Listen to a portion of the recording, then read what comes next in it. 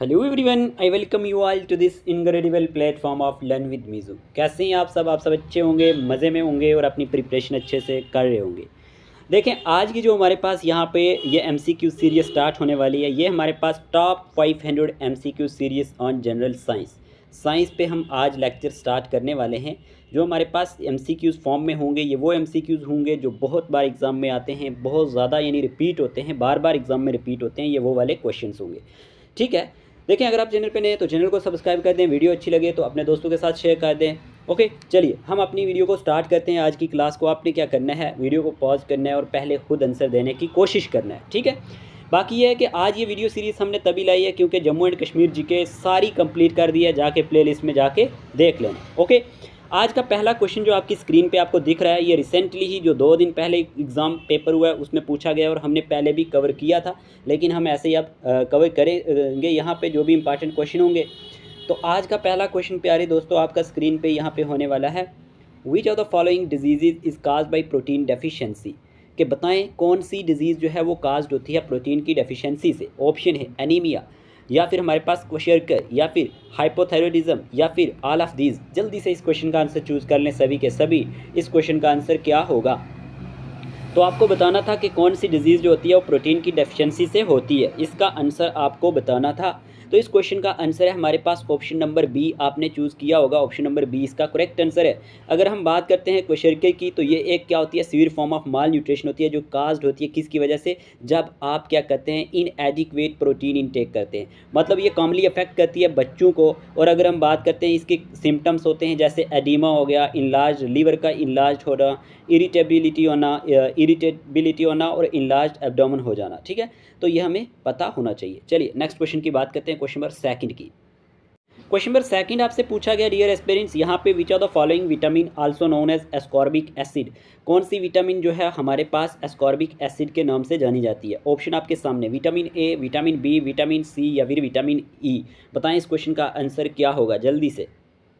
तो इस क्वेश्चन का आंसर है हमारे पास, आपको ये पता होना चाहिए, विटामिन सी इसका करेक्ट आंसर है, ठीक है। अगर हम बात करते हैं एस्कॉर्बिक एसिड की, तो विटामिन सी जिसे आप स्कर्वी भी कहते हैं, आपको ये पता होना चाहिए, ये एक डिजीज़ होती है। एक्चुअल में इसके सिम्टम्स भी बहुत सारे होते हैं, जैसे फैटिग्यू हो गया, स्वेलन एंड ब्लीडिंग गम्स हो गया। ये इंपॉर्टेंट पॉइंट्स जो मैं मुँह से बोलता हूँ ना, ये भी लिख लिया करें। जॉइंट पेन हो जाना, एनीमिया हो जाना। और पैलागिरा जो हमारे पास एक डिजीज़ होती है वो काज होती है बाई डेफिशिएंसी ऑफ नायासिन, वो भी आपने याद रखना है, जो विटामिन B3 होती है, ठीक है। फिर बेरी का भी आपको पता होना चाहिए, B1 से होती है। लेकिन इस क्वेश्चन का आंसर क्या है, रिकट की अगर हम बात करें विटामिन डी से होती है। इस क्वेश्चन का आंसर क्या है? इस क्वेश्चन का आंसर है हमारे पास option number C, vitamin C जो होती है ये हमारे पास जानी जाती है एस्कॉर्बिक एसिड के नाम से। ओके, फिर आपके सामने क्वेश्चन नंबर थर्ड, क्वेश्चन पूछा गया, excessive bleeding during an injury is a deficiency of. के एक्सेसिव ब्लीडिंग हो जाना इंजरी के दौरान, ड्यूरिंग एन इंजरी, ये किसकी डेफिशिएंसी से होता है? विटामिन ए की डेफिशिएंसी से, ऑप्शन बी, विटामिन बी की डेफिशिएंसी से, ऑप्शन सी, विटामिन के की डेफिशिएंसी से, ऑप्शन डी, विटामिन ई की डेफिशिएंसी से। जल्दी से बताएं, excessive bleeding during an injury is a deficiency of, इसका आंसर क्या होगा? तो प्यारे दोस्तों इस क्वेश्चन का आंसर है excessive bleeding during an injury is a deficiency of vitamin के। ओके, ऑप्शन नंबर सी इस क्वेश्चन का करेक्ट आंसर है हमारे पास ऑप्शन नंबर सी इसका करेक्ट आंसर होने वाला है। देखें, विटामिन के बारे जो हमारे पास विटामिन के है ना, इसके बारे में आपको ये पता होना चाहिए, ये एसेंशियल होती है for the synthesis of certain proteins जो रिक्वायर्ड होती हैं ब्लड क्लॉटिंग के लिए। किसके लिए? ब्लड क्लॉटिंग के लिए। इंपॉर्टेंट पॉइंट है। विटामिन जो हमारे पास के की डेफिशिएंसी की बात करें तो इससे हमारे पास जो ह्यूमेरिक डिसऑर्डर होते हैं, जहाँ पे क्या होता है, where the blood ability to clot is impaired हो जाता है, ये आपको पता होना चाहिए, ठीक है। फिर हमारे पास इससे रिजल्ट क्या होता है कि जो एक्सेसिव ब्लीडिंग होती है, तो ये आपको पता होना चाहिए, इंपॉर्टेंट था। बाकी भी और जैसे विटामिन ए है, इससे क्या होता है, ब्लाइंडनेस, नाइट ब्लाइंडनेस है ना, ये एसोसिएटेड है विटामिन ए के साथ। फिर अगर हम बात करते हैं डेफिशिएंसी, जो एनीमिया जो होता है वो किसकी वजह से होती है? आयरन की वजह से, फोलेट, या फिर हम विटामिन B12 की बात करते हैं, उससे हमारे पास ऑस्टियोपोरोसिस होती है। इसी तरह से ये कुछ इंपॉर्टेंट हमारे पास क्या है, विटामिन से, तो ये आपको पता होनी चाहिए, ठीक है। यहाँ पे इस क्वेश्चन का आंसर क्या है? Excessive bleeding during an injury is a deficiency of, ये हमारे पास आंसर होने वाला है विटामिन के। ऑप्शन नंबर सी इसका करेक्ट आंसर है, ये आपने याद रखना है। चलिए क्वेश्चन नंबर 4 की बात करते हैं। नेक्स्ट क्वेश्चन पूछा गया आपसे, question number 4, cystic fibrosis and haemophilia are example of, ये किसकी एग्जाम्पल है? ऑप्शन है हेरिडिटरी डिजीज़ की, डीजेनरेटिव डिजीज़ की, डेफिशिएंसी डिजीज़ की, नन ऑफ दी अबव। जल्दी से बताएं इस क्वेश्चन का आंसर क्या होगा? हमारे पास सिस्टिक फाइब्रोसिस और हीमोफीलिया किसकी एग्जाम्पल हैं? तो इस क्वेश्चन का आंसर है हमारे पास ऑप्शन नंबर ए, ठीक है। ऑप्शन नंबर ए इस क्वेश्चन का करेक्ट आंसर है। आपको ये पता होना चाहिए जो हीमोफीलिया है, हीमोफीलिया की जब बात करते हैं ये एक हेरिडिटरी डिजीज़ होती है जो अफेक्ट्स करती है ब्लड एबिलिटी टू क्लॉट होने में और leading to excessive bleeding from even minor injuries से भी हमारे पास एक्सेसिव ब्लीडिंग होना स्टार्ट हो जाती है। तो ये आपको ये पता होना चाहिए एक्चुअल में ये काज किस तरह से होती है। It is caused by mutations in the genes जो रिस्पॉन्सिबल होते हैं किसके लिए, फॉर प्रोड्यूसिंग करने के लिए क्लॉटिंग फैक्टर्स को। तो ये कुछ इंपॉर्टेंट पॉइंट मैंने आपको बता दिए, तो ये आपने याद रखने हैं। चलिए नेक्स्ट क्वेश्चन नंबर 5 की बात करते हैं। तो इस क्वेश्चन का आंसर क्या है, सोल्यूशन ऑप्शन नंबर ए है, हेरिडिटरी डिजीज, ठीक है। चलिए नेक्स्ट क्वेश्चन आपसे पूछा गया xerophthalmia caused due to the deficiency of, कि ये जो हमारे पास जीरोप्थेल्मिया है ये किसकी डेफिशिएंसी से काज होती है, vitamin A, vitamin B, vitamin C, vitamin E. जल्दी से बताएं, ये क्वेश्चन भी एग्जाम में आ चुका है बहुत बार। इस क्वेश्चन का आंसर क्या रहने वाला है, बताएं ज़रा इस क्वेश्चन का आंसर क्या होगा। तो डियर एक्सपीरियंस इस क्वेश्चन का आंसर है क्वेश्चन नंबर 5 की जब हम बात करते हैं xerophthalmia caused due to the deficiency of, ये हमारे पास विटामिन ए की डेफिशिएंसी से होता है, ठीक है। अगर हम इसके बारे में बात करते हैं, जीरोप्थेल्मिया एक सवेयर ड्राइनेस होती है जो हमारे पास क्या होता है, कंजक्टिवा एंड कॉर्निया जो होता है ना, वो काज होता है primary by deficiency of vitamin A की वजह से। ये आपको पता होना चाहिए। और इस कंडीशन से क्या होता है, दिस कंडीशन के लेड टू नाइट ब्लाइंडनेस भी हो सकता है इससे। तो ये आपको ये पता होना चाहिए। ऑप्शन नंबर ए इस क्वेश्चन का करेक्ट आंसर है यहाँ पे। Option number A, vitamin A की डेफिशिएंसी की वजह से हमारे पास जीरोप्थेल्मिया होता है। इंपॉर्टेंट क्वेश्चन था। बाकी जो मैं आपको बातें बता रहा हूँ वो भी नोट कर लिया करें। क्वेश्चन नंबर 6 की बात करते हैं। क्वेश्चन नंबर 6 आपसे पूछा गया, यहाँ पे क्वेश्चन पूछा गया है एमोक्सिलियन या फिर डॉक्सीग्लाइन या फिर azithromycin and penicillin are some example of dash, bacteria, pathogens, antibiotics, vaccinations. बताएं इस क्वेश्चन का आंसर क्या होगा जल्दी से। क्वेश्चन नंबर 6 का आंसर क्या होने वाला है डियर एक्सपीरियंस, क्वेश्चन नंबर 6 का आंसर है हमारे पास एंटीबायोटिक्स। ऑप्शन नंबर सी इसका करेक्ट आंसर है। ऑप्शन नंबर सी आपने याद रखना है, एंटीबायोटिक्स इसका करेक्ट आंसर है, ठीक है। अगर कभी आपको एग्जामिनर पूछ ले कि जो टर्म एंटीबायोटिक्स थी ये सबसे पहले किसने इंट्रोड्यूस की थी, तो उस आदमी का नाम क्या था, सैलमैन वैक्समैन। ओके, ये आपने याद रख लेना है, ठीक है। ये एक अमेरिकन बायोकेमिस्ट था और माइक्रोबायोलॉजिस्ट था। इसने यूज़ किया था टर्म को to describe substances produced by micro organisms जो क्या करते हैं, इनहिबिट करते हैं growth of other micro organisms. तो इसीलिए जाना जाता है for his discovery of streptomycin, आपने नाम सुना होगा उसके लिए, जो फर्स्ट इफेक्टिव एंटीबायोटिक ट्रीटमेंट थी ट्यूबरक्लोसिस के लिए। तो ये आपने याद रखने हैं। जो इंपॉर्टेंट पॉइंट मैं आपको बता रहा हूँ ये आपको एग्जाम में काम आएंगे, ठीक है। देखें, अगर आप यहाँ पे फीमेल सुपरवाइज़र एग्ज़ाम की तैयारी कर रहे हैं और आप पहली बार हमारे लेक्चर को देख रहे हैं तो आपको पता नहीं है अभी तक कि हमारे टेस्ट सीरीज़ चल रहे हैं, फुल लेंथ मॉक टेस्ट, जिसमें आपको मैं डेली बताता हूँ। 6 फुल लेंथ मॉक टेस्ट हैं वो अभी हो रहे हैं और 3 इसमें से कंप्लीट हो चुके हैं। तो उसको आपने रजिस्ट्रेशन जो करवानी है वो सिर्फ 50 रुपीज़ करवानी है। तो आप हमें इस नंबर पे मैसेज कर देना 8492886188 पर, तो आपको वो प्रोवाइड कर दिए जाएंगे। तो आप इजीली वो मॉक टेस्ट दे सकते हैं, ठीक है। इस नंबर पे आपने मैसेज करना है। चलिए अगले क्वेश्चन की बात कर लेते हैं। क्वेश्चन नंबर आपसे पूछा गया यहाँ पे 7, who discovered the technique of preparing vaccines from attenuated pathogens and in which year. Option A आपसे दिया गया यहाँ पे Edward Jenner 1796, Louis Pasteur 1879, Robert Downey या फिर 1856 या फिर बॉन बेरिंग 1950। बताएं ज़रा इस क्वेश्चन का आंसर क्या होगा। तो इस क्वेश्चन का आंसर क्या है हमारे पास, इस क्वेश्चन का आंसर है यहाँ पे हमारे पास option number B. Option number B, Louis Pasteur ने क्या किया था, डिस्कवर किया था technique of preparing vaccine from attenuated pathogens and हमारे पास कब किया इन्होंने 1879 में। ऑप्शन नंबर बी इसका करेक्ट आंसर है। ये आपने याद रखना है, इंपॉर्टेंट क्वेश्चन है। चलिए अगले क्वेश्चन की तरफ बढ़ते हैं। डियर एस्पिरेंट्स, क्वेश्चन नंबर 8 आपसे पूछा गया है, बहुत इंपॉर्टेंट क्वेश्चन है। The term vaccine was introduced by Edward Jenner, Robert Koch, Louis Pasteur, Van Behring. बताएं इस क्वेश्चन का आंसर क्या है। द टर्म वैक्सीन किसने इंट्रोड्यूस की थी। देखिए इस क्वेश्चन का आंसर है the term vaccine was introduced by Edward Jenner. ये किसने की थी, ऑप्शन नंबर ए इसका करेक्ट आंसर है। ये एक इंग्लिश फिजिशियन थे। 18th सेंचुरी में क्या किया इन्होंने, इस टर्म को इंट्रोड्यूस किया और ही coined the term after observing the milk maids who had contracted cow pox. ठीक है, काउ पॉक्स में इन्होंने इसको चेक किया और रिलेटिवली मिल्ड डिजीज़ है। तो ये आपको कुछ पता होना चाहिए इसके बारे में जो इंपॉर्टेंट है एग्जाम पॉइंट ऑफ व्यू से। इस क्वेश्चन का आंसर क्या है हमारे पास, Edward Jenner. Option number A इसका करेक्ट आंसर है। चलिए अगले क्वेश्चन की तरफ बढ़ते हैं। Question number 9। क्वेश्चन नंबर 9 क्या पूछा गया आपसे, a disease against which vaccination is resorted only during epidemics is diarrhoea, tuberculosis, AIDS, cholera. एक ऐसी डिजीज़ जिसके अगेंस्ट क्या कहा गया कि एक which vaccination is resorted only during epidemic के दौरान ही रिसोर्टेड की जाती है। बताएं इस क्वेश्चन का आंसर क्या होगा जल्दी से। इस क्वेश्चन का आंसर है हमारे पास ऑप्शन नंबर डी, कॉलरा। इस क्वेश्चन का आंसर क्या है? कॉलरा। ये आपने याद रखना है, कॉलरा इसका करेक्ट आंसर है। आपने भी ये सही किया होगा। यहाँ पे वर्ड एपिडेमिक यूज़ हुआ, तो एपिडेमिक का मतलब क्या होता है? एपिडेमिक का मतलब होता है refers to the occurrence of a disease in a community, ठीक है, or region in excess of what is normally expected हम कह सकते हैं। तो ये आपने याद रखना है। और ये लगभग हम कहें अगर तो refers to a sudden increase in the number of cases of a disease beyond what is typically seen in that population. तो ये आपने इस वर्ड को भी याद रखना इंपॉर्टेंट है। चलिए क्वेश्चन नंबर 10 की बात कर लेते हैं। One of the most important question JKSSB finance account assistant के एग्जाम में पूछा गया क्वेश्चन, इससे पहले बहुत बार आ चुका है। Electric bulb filament is made of copper, aluminium, lead, tungsten. बताएं इस क्वेश्चन का आंसर क्या होगा? इलेक्ट्रिक बल्ब फिलामेंट किससे बनता है?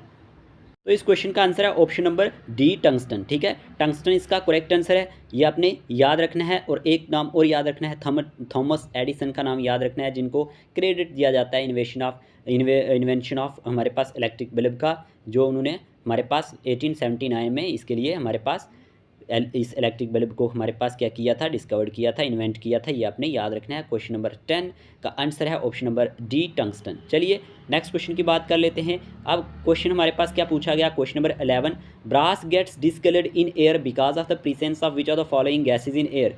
कि जो ब्रास है ये गेट्स क्या हो जाता है? डिस्कलर्ड हो जाता है एयर में, हवा में, because of the presence of which are the following gases in air, oxygen, hydrogen sulphide, carbon dioxide, nitrogen. बताएं इस क्वेश्चन का आंसर क्या होगा जल्दी से। तो इस क्वेश्चन का आंसर है हाइड्रोजन सल्फाइड। ठीक है, brass gets discoloured in air because of the presence of hydrogen sulphide. ये पॉइंट आपने याद रखना है। क्वेश्चन नंबर 12 की बात करते हैं। विच of the following is a non metal that remains liquid at room temperature.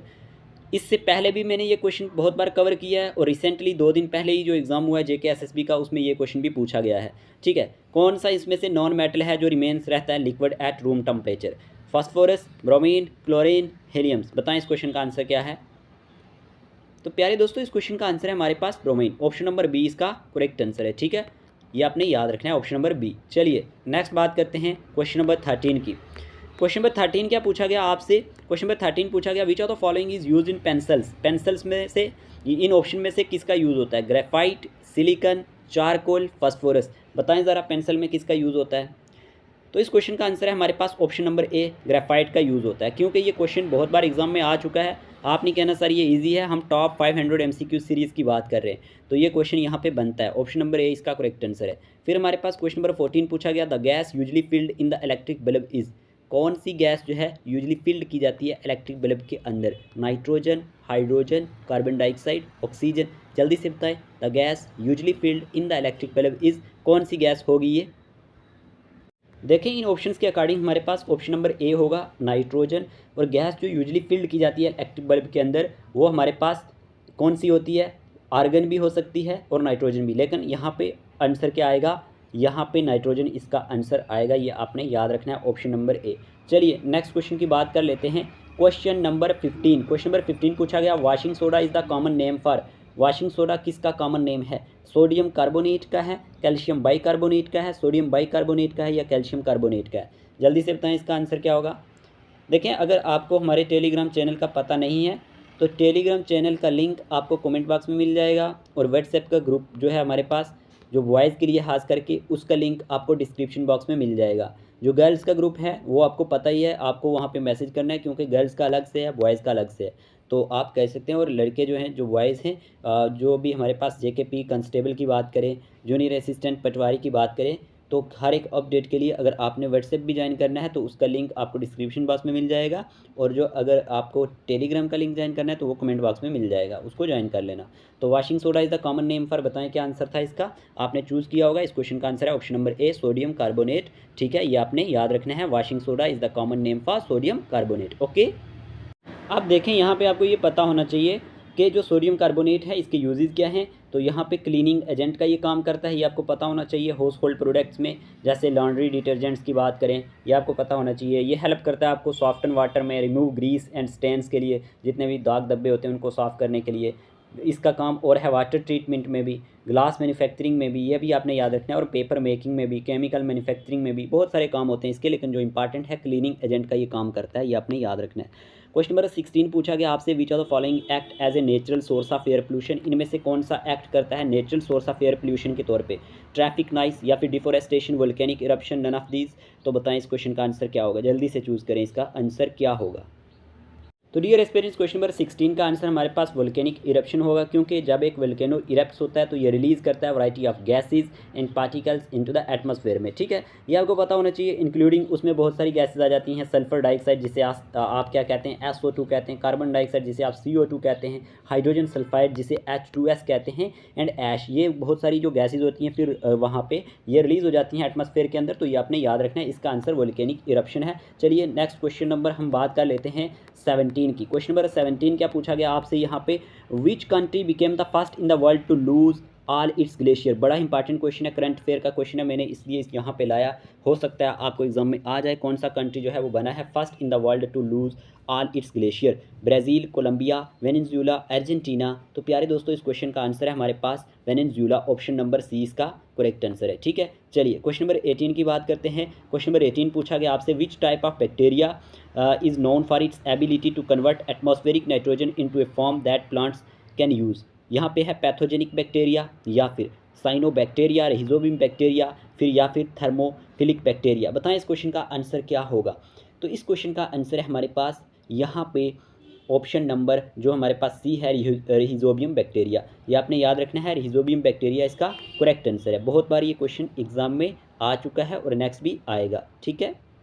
अगर हम रहिजोबियम बैक्टीरिया की कुछ बात कर लें तो जो ये रहिजोबियम बैक्टीरिया होता है ये एक टाइप ऑफ सॉइल बैक्टीरिया होता है, जो फॉर्म क्या बनाता है, एक सिम्बायोटिक रिलेशनशिप बनाता है लीगुमिनस प्लांट्स के साथ। जैसे हम पीज़ की बात करते हैं, जैसे हम बीन्स की बात करते हैं, या क्लोवर की बात करते हैं, क्लोवर लॉन्ग को बोलते हैं। और these bacteria have the unique ability इनकी होती है कि ये अपने आप को क्या कर लेते हैं, फिक्स कर लेते हैं एटमॉस्फेरिक नाइट्रोजन के साथ into a form that plants can use for growth. जो प्लांट्स आगे क्या यूज़ करते हैं उसको ग्रोथ के लिए। तो जो प्रोसेस होता है नाइट्रोजन फिक्सेशन का वो अकर करता है स्पेशलाइज स्ट्रक्चर के अंदर, जिन्हें आप नड्यूल्स कहते हैं। ऐसे पॉइंट आपको कौन बताएगा, तो ये आपने याद रखना है, that form on the root of leguminous plants. तो ये आपने याद रखना इंपॉर्टेंट होगा। और एक चीज़ और यहाँ से पूछी जाती है, इनसाइड दीज नड्यूल्स के अंदर क्या होता है, रहिजोबियम बैक्टीरिया जो होता है वो कन्वर्ट कर देता है, ये बहुत इंपॉर्टेंट है, एटमॉस्फेरिक नाइट्रोजन यानी N2 को इनटू अमोनिया में। अमोनिया क्या होता है, NH3, ठीक है, थ्रू द एंजाइम नाइट्रोजिनेस से। जो मैंने चीज़ें बताई ना आपको, ये नोट कर लेना। चलिए अगले क्वेश्चन की बात करते हैं, क्वेश्चन नंबर 19 की। क्वेश्चन नंबर 19 क्या पूछा गया, dash includes all of the living things, plants, animals and organisms in a given area interacting with each other and also with their non living environment, weather, earth, sunlight, climate, atmosphere. Option आपके सामने, habitat, ecological niche, ecosystem, none of these. बताएं इस question का answer क्या होगा। तो इस question का आंसर है इकोसिस्टम, ठीक है। इकोसिस्टम क्या होता है, ये इंक्लूड्स करता है all living things, plants, animals and organisms को इन ए गिवन एरिया के अंदर interacting with each other and is also with their non living environments. जैसे वेदर की बात करें, आज सन, क्लाइमेट, एटमॉस्फेयर की बात करें, तो ये आपने याद रखना है, इंपॉर्टेंट होगा, ठीक है। चलिए नेक्स्ट क्वेश्चन की अगर हम बात करें तो क्या है हमारे पास, लेकिन अगर मैं आपको इकोसिस्टम के बारे में कुछ और बता दूं, जो टर्म इकोसिस्टम है ये रेफर्स करता है, क्या मैंने आपको बताया, to a community of living organisms together with their physical environment, ठीक है। ये इंपॉर्टेंट पॉइंट्स थे, बाकी आपको पता ही है कितनी तरह के इकोसिस्टम होता है, वो आपने पढ़ लेना है। चलिए, what is the unit for मेयरिंग intensity of light. आपसे पूछा गया कौन सा यूनिट है मेजर करने के लिए इंटेंसिटी ऑफ लाइट, कैंडिला है, लाइट ईयर है, मीटर है, या मोल है। जल्दी से बताएं क्या होगा इसका आंसर। ऑप्शन आपके सामने हैं। तो इस क्वेश्चन का आंसर है हमारे पास ऑप्शन नंबर जो हमारे पास ए है, कैंडिला, ठीक है। बताएं ज़रा, यहाँ पे आंसर यही है ना सही, कैंडिला, आपने यही चूज़ किया होगा, तो ऑप्शन नंबर ए इसका करेक्ट आंसर है, कैंडिला, CD से इसे डिनोट करते हैं, ठीक है जी। बाकी भी बहुत सारे यूनिट्स हैं, बहुत इंपॉर्टेंट होते हैं, वो भी आपने याद रखने हैं। जैसे बेस यूनिट्स होते हैं, वो क्या होते हैं, फंडामेंटल यूनिट्स होते हैं मेजरमेंट के, जो डिफाइंड करते हैं, defined independently of other units. जैसे एग्जांपल में मान के चलूँ, मीटर्स M से डिनोट किया जाता है, और फॉर लेंथ के लिए होता है, किलोग्राम हमारे पास मास के लिए होता है, ठीक है। उसके बाद सेकेंड्स टाइम के लिए होता है, एम्पियर हमारे पास इलेक्ट्रिक करंट के लिए होता है। फिर हमारे पास डिराइव्ड यूनिट्स भी होते हैं, ये कम्बिनेशन होता है बेस यूनिट्स का, जो यूज़ किया जाता है एक्सप्रेस करने के लिए measurements of derived physical quantities. For example हम बात करते हैं यूनिट जो होता है स्पीड का वो मीटर होता है, मीटर पर सेकंड होता है, ठीक है, जो डिराइव्ड कहाँ से हुआ, base unit of metres and second से। तो इसी तरह अदर डिराइव्ड यूनिट्स भी होते हैं, जैसे न्यूटन जो होता है वो फोर्स के लिए होता है, वाट्स जो होता है पावर के लिए होता है, और जूल हमारे पास एनर्जी के लिए होता है। ये चीज़ें आप सारी याद रखेंगे। चलिए क्वेश्चन नंबर 21 की बात कर लेते हैं।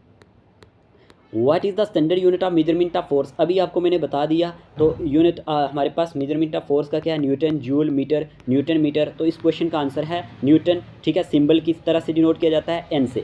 चलिए क्वेश्चन नंबर 22 की बात करते हैं। The path length travelled by a body in a given time interval is known as distance, velocity, acceleration, movement. बताएं इस क्वेश्चन का आंसर क्या होगा। तो इस क्वेश्चन का आंसर आपने चूज़ किया होगा डिस्टेंस, इसका करेक्ट आंसर है। द पाथ लेंथ जो हमारे पास ट्रैवल्ड बाई ये body in a given time interval is known as, उसे हम क्या कहते हैं, डिस्टेंस कहते हैं, ठीक है। फिर यहाँ पे आपको ये भी पता होना चाहिए कि जो मैंने आपको बताया कि जो हमारे पास पाथ लेंथ डिस्प्ले, यानी इसको हम अगर मान के चले टोटल लेंथ होती है ये, the total length of the path travelled by an object, ठीक है, जो मेजर की जाती है अलॉन्ग इट्स एक्चुअल रूट पे। तो ये एक स्केलर क्वांटिटी होती है distance, and it is always positive होता है, ठीक है। उसके बाद डिस्प्लेसमेंट भी आपने याद रखना है, वो भी पूछा जाता है। The change in position of an object measured in a straight line from the initial point से जो हमारे पास फाइनल पोजीशन पे होती है, और वो वेक्टर क्वांटिटी होती है, ठीक है, और ना ही वो पॉजिटिव होती है, ठीक है। एंड कैन भी पॉजिटिव भी हो सकती है, नेगेटिव भी हो सकती है, और जीरो भी हो सकती है। मैं डिस्प्लेसमेंट की बात कर रहा हूँ। फिर स्पीड एंड वेलोसिटी की बात करें तो स्पीड जो है हमारे पास the rate at which an object cover distance, उसे हम क्या कहते हैं, स्पीड कहते हैं। और अगर हम बात करें स्पीड क्या होती है, स्केलर क्वांटिटी होती है, और हमारे पास एक बात और याद रखना, वो ऑलवेज पॉजिटिव होती है, ठीक है। और वेलोसिटी की बात करें the rate of change of displacement of an object with respect to time, उसे हम वेलोसिटी कहते हैं। और ये भी हमारे पास एक वेक्टर क्वांटिटी होती है, एंड कैन भी पॉजिटिव भी हो सकती है, नेगेटिव भी हो सकती है, और जीरो भी हो सकती है। और इंडिकेटिंग ये क्या करती है, बोथ मैग्नीट्यूड को भी और डायरेक्शन को भी। एक्सेलरेशन क्या होता है, एक्सेलरेशन होता है the rate of change of velocity of an object with respect to time. ये इंडिकेट्स करता है कि हाउ क्विकली, कितना जल्दी एक ऑब्जेक्ट वेलोसिटी चेंज होती है। लाइक वेलोसिटी, एक्सेलरेशन एक वेक्टर क्वांटिटी होती है, और ये पॉजिटिव, नेगेटिव, और हमारे पास क्या हो सकती है, जीरो, ठीक है। आगे अगर हम बात करते हैं, हमारे पास यहाँ पे फोर्स जो होता है, फोर्स आपको पता है क्या होता है, फोर्स भी हमारे पास बहुत इंपॉर्टेंट है, पूछा जाता है। पुश और pull acting on an object due to its interaction with an other object, उसे हम फोर्स कहते हैं। और फोर्स किसके बराबर होती है, ये भी आपको पता होना चाहिए, और मेजर की जाती है न्यूटन में, अभी बताया। फिर एक टर्म इनर्शिया आता है, बहुत इंपॉर्टेंट है, the tendency of an object to resist change in its state of motion, ठीक है। Objects with greater mass have greater inertia, जिस मास का हमारे पास क्या होगा, ग्रेटर मास होगा, उसका ग्रेटर इनर्शिया होगा। फिर हमारे पास फ्रिक्शन एक पॉइंट पूछा जाता है, आपने वो भी याद रखना है। फ्रिक्शन क्या होती है, एक फोर्स जो अपोजिट करती है रिलेटिव मोशन को या टेंडेंसी ऑफ सच मोशन को of to surfaces in contact में। फिर हमारे पास आपको पता है लॉज हैं, फर्स्ट सेकंड थर्ड लॉ, वो भी आपको पता होना चाहिए। ये चीज़ें पूछी जाती हैं इस चैप्टर से, तो ये बहुत इंपॉर्टेंट था। चलिए नेक्स्ट बात कर लेते हैं। हमारे पास क्वेश्चन नंबर हमारे पास 23 क्या है। What is called for the phenomena when the radiation absorbed by the atmosphere is re-radiated toward the surface of Earth? Smoke, Newton effect, Darwin effect, greenhouse effect। तो इस क्वेश्चन का आंसर क्या होगा, जल्दी से चूज करें सभी। इस क्वेश्चन का आंसर क्या होगा, तो इस क्वेश्चन का आंसर है प्यारे दोस्तों हमारे पास ग्रीन हाउस इफेक्ट, ठीक है। ग्रीन हाउस इफेक्ट ये हमारे पास है इसका आंसर। अब ग्रीन हाउस इफेक्ट क्या होता है आपको पता ही है। ग्रीन हाउस इफेक्ट की जब बात करते हैं हम, तो हमें ये पता होना चाहिए, इस the phenomena when the radiation observed by the atmosphere is री radiated toward the surface of the earth, उसे हम कहते हैं green house effect. Green house effect अगर हम बात करें, एक नेचुरल हमारे पास क्या होता है, प्रोसेस होता है जो वार्म करता है अर्थ सरफेस को। और ये कब अकर करता है, जब सर्टन गैसेज जो होती हैं अर्थ एटमॉस्फेयर में, वो हीट को ट्रैप करती हैं सन से, और प्रिवेंटिंग करती हैं इसको from escaping back to the space, ठीक है। तो यहाँ पे कुछ गैसेज पूछी जाती हैं, और इन गैसेज में हमारे पास कार्बन डाइऑक्साइड आता है CO2, फिर हमारे पास मीथेन आता है CH4, फिर हमारे पास आता है nitrous oxide N2O and water vapour. ये आपने पॉइंट याद रख ले रहे। फिर हमारे पास क्वेश्चन पूछा गया, the theme for the ozone world ozone day 2023 is. Option है Montreal protocol fixing the ozone layer and reducing climate change, Montreal protocol fixing the ozone layer and reducing climate behaviour, both and B, none of these. इस question का answer क्या होगा। The theme for world ozone day 2023 is Montreal protocol fixing the ozone layer and reducing climate change, इसका correct answer है, ठीक है। चलिए question number हमारे पास नेक्स्ट है 25। क्वेश्चन नंबर 25 आपसे पूछा गया, dear aspirants, dash is the study of organisms and how they interact with the environment around them. Recently JKSSB ने ये क्वेश्चन पूछ लिया है और मैंने इकोसिस्टम की क्लास में कवर भी किया था। Dash is the study of organisms and how they interact with the environment around them, biodiversity, ecology, food web, none of these. बताएं इस क्वेश्चन का आंसर क्या होगा जल्दी से। तो इस क्वेश्चन का आंसर है इकोलॉजी, ठीक है। Ecology is the study of organisms and how they interact with the environment around them. ये आपको पता होना चाहिए। इकोलॉजी क्या है, एक साइंटिफिक स्टडी होती है किसके बीच में, relationship between living organisms and their environment के बीच में, इतना आपको पता होना चाहिए, ओके। फिर हमारे पास ये इनकम्पासिस करती है the interaction between organisms and their, जो हमारे पास फिजिकल सराउंडिंग होती है, एज वेल एज जो interaction among different species with ecosystem के अंदर, तो ये आप याद रख सकते हैं, ठीक है। उसके बाद हमारे पास इसकी बहुत सारी की कंसेप्ट होते हैं, लेकिन वो हम यहाँ पे डिस्कस नहीं करेंगे क्योंकि ये ज़्यादा ही यहाँ पे लेंथी वीडियो हो जाएगा। क्वेश्चन नंबर 26 की बात करें, what is the correct full form of IUCN। IUCN की फुल फॉर्म करेक्ट क्या है, international union for conservation of nuts, international union for conservation of nature, international union for conservation of natural habitat, international union for conservation of numbers. तो इस question का answer है the international union for conservation of nature, ये आपने याद रखना है। चलिए क्वेश्चन नंबर हमारे पास पूछा गया 27। क्वेश्चन नंबर 27 है, who coined the term vaccine. Option आपके सामने है, एडवर्ड जेनर या फिर Robert Boyle, Robert Hooke, none of these. तो इस क्वेश्चन का आंसर है हमारे पास यहाँ पे Edward Jenner coined the term vaccine. किसने ये कॉइन्ड की थी, हमारे पास एडवर्ड जेनर ने हमारे पास क्या की थी, कॉइन्ड की थी टर्म वैक्सीन। इसका आंसर हमारे पास ऑप्शन नंबर ए होने वाला है। जैसे आपको पता होना चाहिए, मैंने वैक्सीन पे आपके लिए क्लास लाया था, उसमें बहुत सारी वैक्सीन डिस्कस की थी। MMR वैक्सीन की थी, DTAP वैक्सीन की थी, पोलियो वैक्सीन के बारे में मैंने आपको बताया था, हेपेटाइटिस B वैक्सीन के बारे में बताया था, HIV वैक्सीन के बारे में बताया था। ये सारी की सारी इंपॉर्टेंट होती हैं। चलिए क्वेश्चन नंबर हमारे पास पूछा गया आगे 28, amylase is saliva begins the break down of carbohydrates into dash. कि जो एमिलेस होता है हमारे पास सलीवा में बिगिंस करता है break down of carbohydrates into fatty acids, polypeptides, amino acids, simple sugars. बताएं इस क्वेश्चन का आंसर क्या होगा। आपसे यहाँ पूछा गया है एमिलेस एक इन सलीवा बिगिन होता है ब्रेक डाउन ऑफ कार्बोहाइड्रेट से, वो किस में इसको कन्वर्ट करता है, जल्दी से बता दें। इस क्वेश्चन का आंसर है हमारे पास यहाँ पे ऑप्शन नंबर जो सिंपल शुगर है, D ऑप्शन इसका करेक्ट आंसर होने वाला है, ये आपने याद रखना है, ठीक है। तो इसका क्वेश्चन का आंसर क्या था हमारे पास, सिंपल शुगर्स। चलिए क्वेश्चन नंबर 29 की बात करते हैं। क्वेश्चन नंबर 29 क्या पूछा गया, dear aspirants, which of the following has the highest calorific value. इनमें से सबसे ज़्यादा कैलोरीफिक वैल्यू किसकी होती है, कार्बोहाइड्रेट्स, फैट्स, प्रोटीन्स, विटामिन्स। तो इस क्वेश्चन का आंसर है फैट्स, ठीक है। Fats is the correct answer, option number B। चलिए नेक्स्ट क्वेश्चन की बात कर लेते हैं। हमारे पास क्वेश्चन नंबर 30 पूछा गया, विच of the following metal is a constituent of vitamin B12। तो इस क्वेश्चन का आंसर क्या होगा, आयरन, मैग्नीशियम, जिंक, कोबाल्ट। बताएं ज़रा। इस क्वेश्चन का आंसर है vitamin B12 is also called as, जिसे आप सियानोकोबालामाइन भी कहते हैं, cobalt contents the cobalt metal. तो इस क्वेश्चन का आंसर था हमारे पास ऑप्शन नंबर D, ठीक है। आज की इस वीडियो में हमने कितने क्वेश्चन डिस्कस किए, 30 डिस्कस किए। अब कमेंट बॉक्स में आप ये ज़रूर बताना कि आपको ये वीडियो कैसा लगा, आपके लिए इन्फॉर्मेटिव वीडियो था या नहीं था। और एग्ज़ाम में ये क्वेश्चन पूछे जा चुके हैं और आगे भी पूछे जाएंगे, ठीक है। अगर आप चैनल पे नए हैं तो चैनल को सब्सक्राइब कर देना, जो बातें मैंने आपको बताई वो भी याद रखना। आज की वीडियो के लिए इतने रखते हैं। अपनी पढ़ाई के साथ साथ अपनी हेल्थ का भी ध्यान रखिएगा। Take care of your self.